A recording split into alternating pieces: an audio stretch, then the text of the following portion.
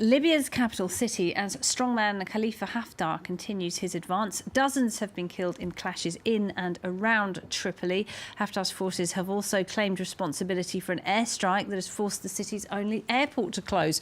Tripoli is controlled by the UN-backed Prime Minister, and this violence comes just a week ahead of an international summit in Tripoli on Libya's future. The country's been racked by instability and violence since NATO forces helped to oust long-serving leader Muammar Gaddafi back in 2011. Well, for more on that, I'm joined by Ludovico Carlino. He's a senior analyst for the Middle East and North Africa at IHS Markit. Thank you for being with us. What is Haftar trying to do? Is he trying to overthrow the government in Tripoli and take control of the whole country? Hello, good evening. Yes, I think that Haftar aim was to increase his political leverage ahead of the national conference due to take place next week, but probably he underestimated the cohesion of the militias in Tripoli supporting the GNA, and probably also overestimated the strength of the LNA, the militia he's leading. But Haftar has never hidden his intention to take Tripoli. So I think that when he ordered this offensive, he had actually this in mind. Wasn't this inevitable, given that Libya has been so divided and basically lawless since the fall of Gaddafi several years ago?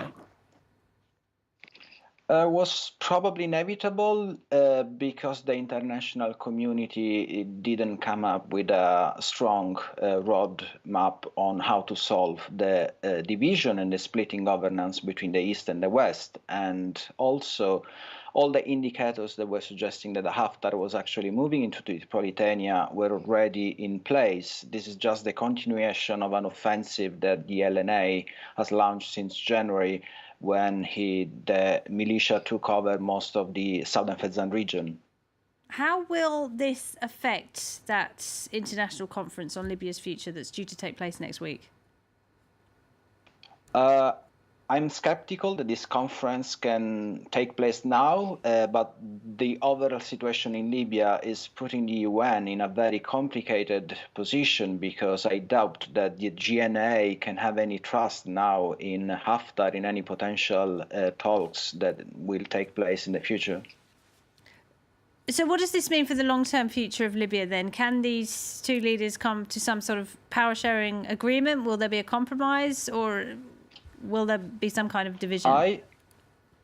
I think that this offensive and the escalation that we are seeing in Libya is an indication that the UN plan is basically collapsing. So my opinion is that the UN needs probably to come up with a new idea. In terms of risk for Libya, this means that there will be probably a prolonged confrontation between the LNA and the GNA around Tripoli, because the two militia, they don't have the necessary strength to win each other. So it's going to be a very, very delicate impasse.